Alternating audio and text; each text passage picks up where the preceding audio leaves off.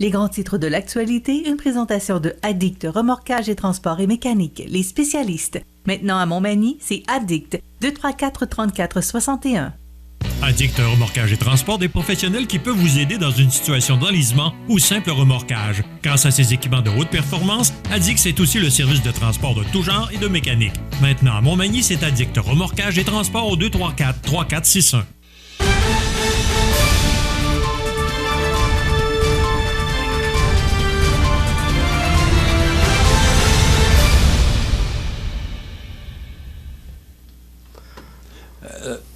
Voilà, les grands titres de l'actualité.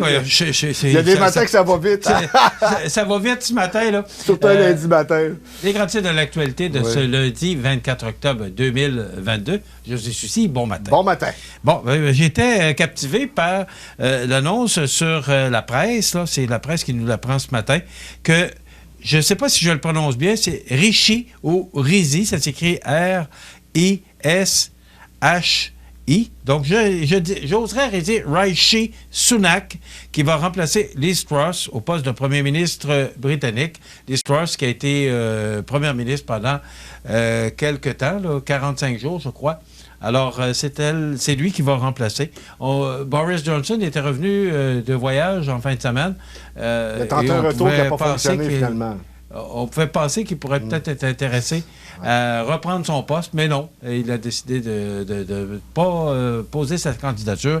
Donc, je pense que c'est l'ancien ministre des Finances sous Boris Johnson qui serait le nouveau premier ministre britannique. Pour M. Johnson, possiblement qu'il pourrait revenir à l'élection de 2024, là, mais ça reste à confirmer. On sait que c'est un personnage quand même assez controversé, avec un style qui sort de l'ordinaire, on va se le dire, Michel. Là, c'est pas... Il y avait quand même un style particulier, on va se dire, un look aussi avec les cheveux, là. Des fois, il manquait un peu de, comment je dirais, là, il était peut-être pas toujours soigné comme on aurait aimé ou certaines personnes voudraient en politique, mais quand même, là, c'est ça que je te dis, on va voir s'il va se réessayer en 2024. Voilà. Alors, j'ai hâte de voir tout ça. Écoute, il a fait beau en fin de semaine? Écoute, sincèrement, Michel, moi j'ai 43 ans, j'ai jamais vécu un mois d'octobre, une fin de semaine de la sorte, aussi beau et aussi tard que pour le mois d'octobre. Je veux dire, c'est quand même assez spécial. Là. Il faisait 21 degrés dehors. À l'extérieur, tout est orangé. On comprend qu'on est en changement de saison. Et il fait chaud comme à l'été. C'est quand même particulier. On ne sait pas trop où on se situe là, par rapport à ce qui se passe à l'extérieur, mais on en profite tout du moins. Là. Écoute, j'espère que tu en as profité. Absolument, absolument, Michel. Là. Écoute, c'est vraiment merveilleux comme température. Et puis, c'est des 10 degrés au-dessus des normales de saison. Donc, on peut pas se plaindre, puis on va le prendre avec un grand plaisir. Mais ça donne des idées aussi à des gens. Dans le Journal de Québec, ce matin, en page 3, « Protégez vos décorations ». C'est pas dans la région, là, c'est à Québec. Mais des Québécois excédés par des voleurs sans gêne qui dérobent leurs décorations d'Halloween et qui n'hésitent plus à exposer les petits malfaiteurs sur les réseaux sociaux. Hey, c'est pas drôle. Faut-tu avoir du temps à perdre? On vole des décorations d'Halloween.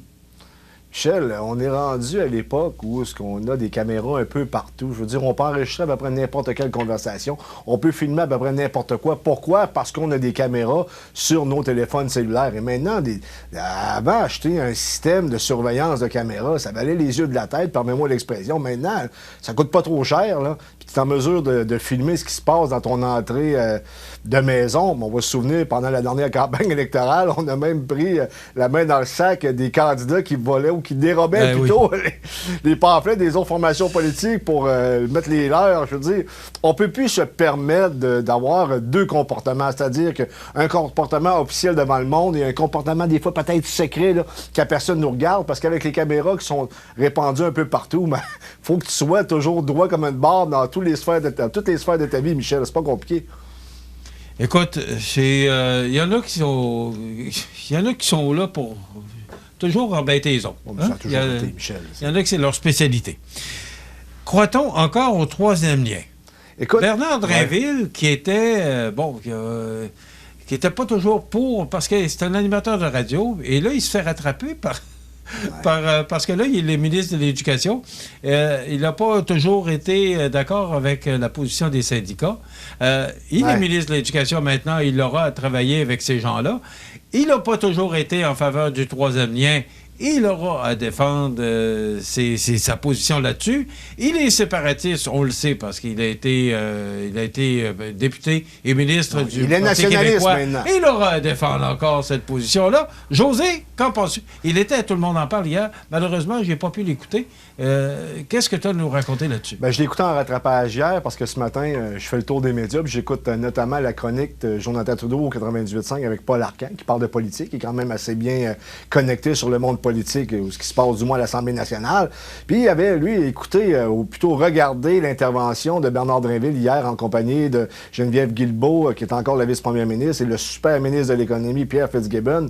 Et ce qu'il disait, c'est que Bernard Drinville prenait beaucoup de place. Effectivement, lorsque j'ai regardé l'entrevue en question, parce que je l'ai regardé ce matin en rediffusion, effectivement, Michel, il a pris beaucoup de place. Et tu sais qu'à côté de lui, c'est Geneviève Guilbeault, qui est une excellente communicatrice, sans l'ombre d'un doute, mais quand même un bon ego qui prend beaucoup de place. Et de voir un Bernard Drinville qui était juste même assis, là, je veux dire, la manière dont il était assis, il était extrêmement proche de Mme Guilbeault, on sentait qu'il prenait de la place. Il a pris énormément de place, d'ailleurs.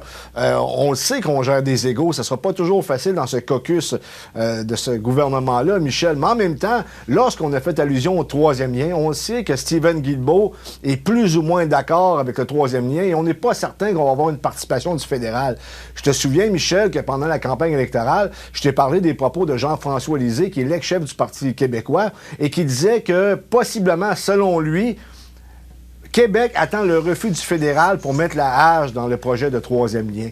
C'est pas ce que Bernard Drinville va dire. Bernard Drinville, hier, il a vendu le fait qu'on en avait besoin, mais je serais pas surpris à un moment donné qu'on nous arrive avec une situation telle que, finalement, on n'a pas l'argent du fédéral, puis on va être obligé de me remettre ça au calendrier grec, puis blablabla. J'ai certains doutes. Il y a d'autres observateurs qui pensent que ça va se faire, mais moi, je suis obligé de te dire, Michel, ce matin, là, avec tout ce que j'ai entendu, je me garde encore certaines réserves concernant la concrétisation du troisième lien. José, tu sais, M. Legault a dit, je le dis dans mes mots, là, c'est pas nécessairement les mots de M. Legault, que de Montréal, on nous regardait de haut à Québec. 9 milliards de dollars qu'a coûté le pont Champlain. Est-ce que nous, de Québec, on était contre ce projet-là? Hier, je ne sais pas où j'ai entendu ça, mais hier, j'entendais que le pont de Québec, qui a 100 ans, le pont La Porte, qui a plus de 50 ans, ces ponts-là ont besoin de réparation et ils sont vieux. Oui. Ça prend un autre troisième lien parce que s'il arrivait quoi que ce soit à ces deux ponts-là, ou un de ces deux ponts-là, c'est déjà congestionné. On va faire quoi?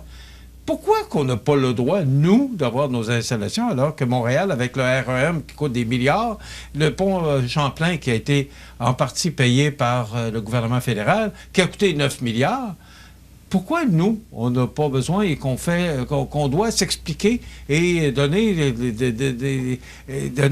tous les avantages que nous donnerait un troisième lien, qu'on doit se défendre pour avoir ce troisième lien-là? Je comprends pas. Faut faire attention, Michel, parce que hier, je sais pas, tu n'as pas écouté l'entrevue, mais quand même... Non, je l'ai enregistré. Oui. Geneviève Guilbeault qui a parlé, parce que c'est la nouvelle ministre des Transports, et qui a parlé des réparations qui vont avoir lieu sur le pont Louis-Hippolyte Lafontaine, le tunnel plutôt Louis-Hippolyte Lafontaine, et on s'attend qu'il va y avoir des problèmes de circulation jusqu'en 2025. Mais ils ont des solutions de rechange temporaire, et notamment, on nous parle beaucoup de transport en commun ou de se partager une voiture, là, du covoiturage. Et j'ai l'impression qu'avec ce qui se passe à Québec également, et ce qu'a dit également M. Fitzgibbon là, récemment concernant là, la sobriété énergétique, là, et ce qui entoure également ce que j'appelle communément la religion verte, j'ai l'impression qu'on va tenter de nous pousser de plus en plus vers le transport collectif et le covoiturage, alors que ce n'est pas demandé par la population. Ici, ce qu'on veut du côté de la Rive-Sud, on va avoir un troisième lien. Pourquoi? Pour faciliter l'accessibilité à la Ville de Québec. Parce que tu sais, à partir de 3 heures environ, lorsque tu pars de Montmagny pour te rendre à Québec, tu es pris dans le trafic à partir de Lévis. C'est pas évident. On n'était pas supposé, je veux dire, on est une société moderne, mais en même temps, comme je te l'ai dit précédemment, avec son temps de nous imposer avec la fameuse religion verte, j'ai l'impression qu'on va nous pousser vers le transport collectif et le covoiturage, alors que c'est pas ce qu'on demande. En d'autres termes, c'est pour ça que je te dis que le troisième lien, j'ai des doutes, parce que dans la mentalité des gens plus à gauche qui veulent plus de covoiturage pour combattre les gaz à effet de serre, bon, on veut davantage de transport collectif.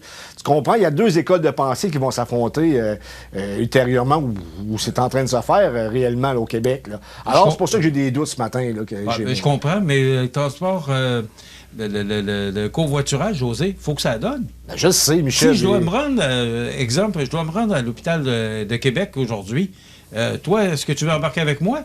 Non, Michel, t'as entièrement raison. Tu sais, bon, c'est ça, toi, tu vas pas à Québec aujourd'hui, mais moi, il faudrait que j'y aille. Alors, il n'y aura pas de covoiturage. Je peux croire que ça peut se faire peut-être entre certains employés, entre autres de la fonction publique, mais c'est pas comme ça, là. Tu sais, j'ai l'impression des fois qu'on vit...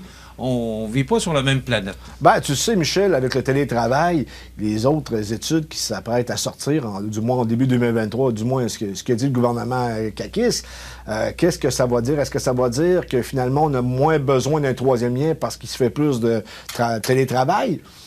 Tu me suis? Je veux dire, ce gouvernement-là ne fait pas toujours ce qu'il dit. On l'a vu, notamment en 2018, lorsqu'on a annoncé qu'on était pour le changement de scrutin au Québec, qu'on voulait changer le système pour que ce soit un système proportionnel mixte, alors qu'à la dernière élection, M. Legault a dit « je n'avais pas promis de faire ça, donc je le ferai pas », alors qu'en 2018, il l'a promis. Je veux dire, et on parle des fois des deux côtés de la bouche, Michel.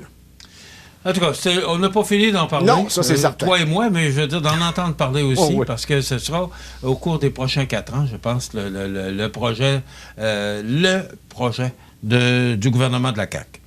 La première ministre de l'Alberta présente ses excuses aux citoyens non vaccinés et envisage d'abandonner toutes les poursuites liées au confinement. Qu'est-ce que c'est exactement? Ben, c'est gros, Michel. C'est un peu comme si François Legault s'excusait pour les torts causés aux non-vaccinés au Québec, alors que ça se passe pas au Québec, ça se passe en Alberta.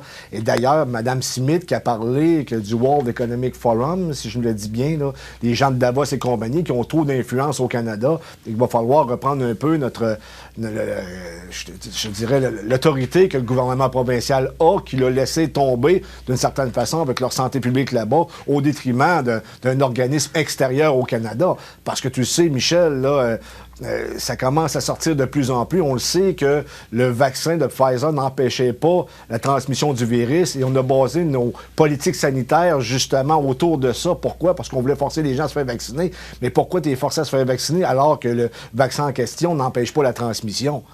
Tu comprends? On a privé des droits des millions de Canadiens, en réalité, sous de faux exemples ou de fausses prémices, plutôt. Là. Écoute, on va en parler ça aussi. C'est pas terminé, c'est sûr. C'est pas terminé. Puis là, on demande aux gens d'aller se faire vacciner pour la 4e dose parce que, bon, les cas augmentent. Mais je voyais les statistiques en fin de semaine sur LCN et ça augmente pas au rythme, en tout cas, que moi je comprends. Là. On parle d'une vingtaine de cas là, qui ont augmenté en fin de semaine. José, on va terminer. Il reste à peu près 1 minute et demie. Vos frais de dentiste pourraient augmenter. Oui. De nouvelles normes imposées inquiètent les cabinets. Des professionnels des soins dentaires sont inquiets de l'arrivée de nouvelles directives sur le contrôle des infections, estimant que celles-ci menacent l'accessibilité aux soins et la survie de plusieurs cliniques dentaires.